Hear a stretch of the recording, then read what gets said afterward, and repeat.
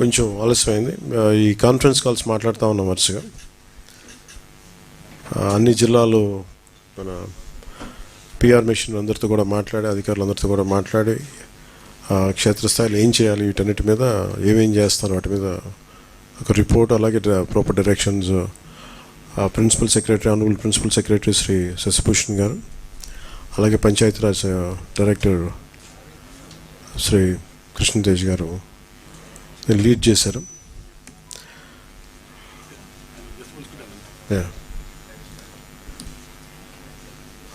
ఇందాక మాట్లాడుతూ ఉంటే ఒక బ్యూటిఫుల్ ఫోటోగ్రాఫ్ వచ్చింది.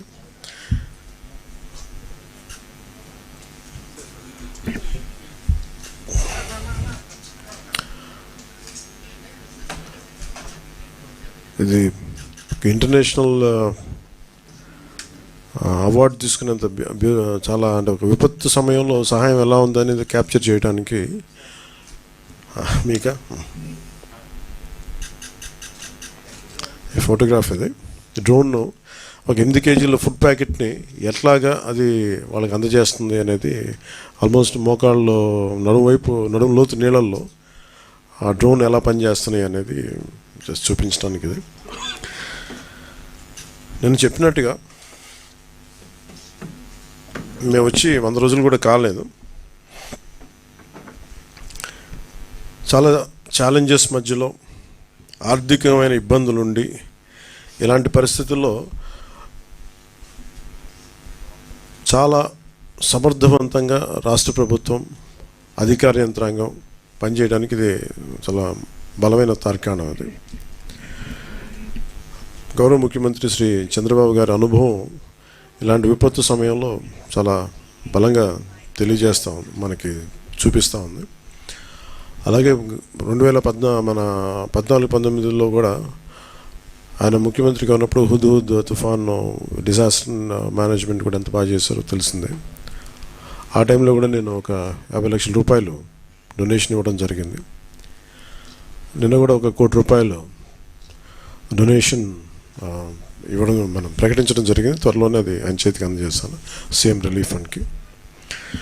మెయిన్ ఇది అందరూ మాట్లాడుతున్నట్టుగా ఇది బుడమేరు పరివాహక, మనకి దీనివల్ల ఇంత విపత్తు సంభవించింది, విజయవాడకి శాపంగా మార్చినాయి అని.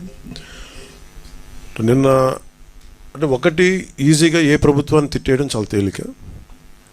గతంలో కూడా చూస్తే మనం పోయినసారి కూడా వైసీపీ ప్రభుత్వం ఉన్నప్పుడు నేను చాలాసార్లు మాట్లాడినప్పుడు చాలా ఒక నియమాలతో, నియంత్రణతోనే మాట్లాడేవాడిని.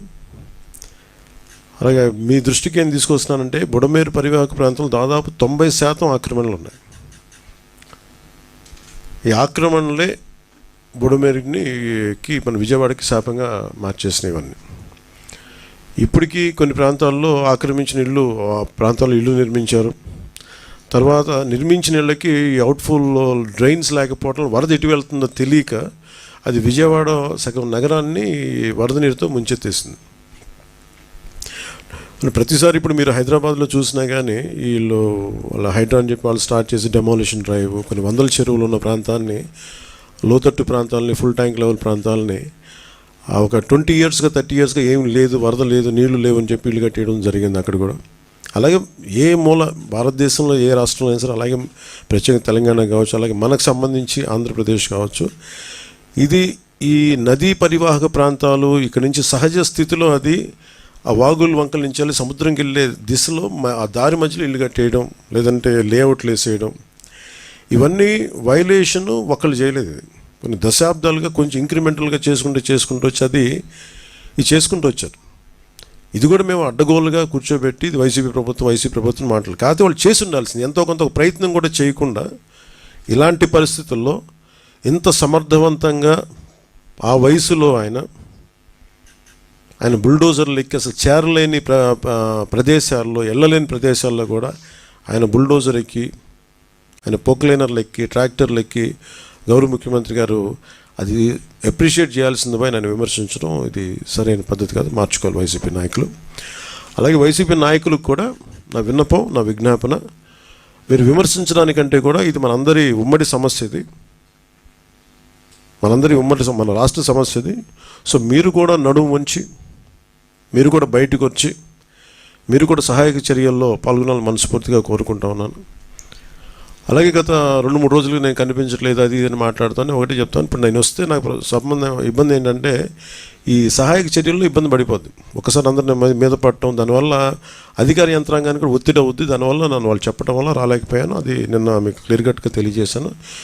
ఇంకా దీన్ని విమర్శించాలని ఎవరన్నా వైసీపీ నాయకులు అనుకుంటే భవిష్యత్తులో ఎప్పుడైనా సరే మీరు నాతో పాటు రావచ్చు, ఎక్కడికైనా సరే నాతో పాటు నా కాన్వాయ్లో తీసుకెళ్తాను మిమ్మల్ని. నాతో పాటు నడవండి, ఎలా ఉంటుందో మీకు అర్థం చేసుకున్నప్పుడు అప్పుడు మీరే సలహా ఇస్తారు. అందుకని దయచేసి దీన్ని ఒకసారి మీ దృష్టికి తీసుకొస్తాను. కానీ విమర్శించే వైసీపీ నాయకత్వానికి ఎవరికైనా సరే రాష్ట్ర ప్రభుత్వం చేస్తున్న ఈ చర్యల మీద ఎవరన్నా విమర్శించదలుచుకుంటే వాళ్ళందరికీ కూడా ఫస్ట్ మీరు సహాయం చేసి మాట్లాడండి. మీరు సహాయం చేసి మీరు బయటికి వచ్చి మీరు మాట్లాడి ఇళ్లలో కూర్చొని కాన్ఫరెన్స్లు పెడితే సరిపోదు. మీరు లోపలికి వచ్చి దిగండి మనస్ఫూర్తిగా. అలాంటి పరిస్థితులు అంటే మేము కూడా మాతో కలిసి తీసుకెళ్తాం.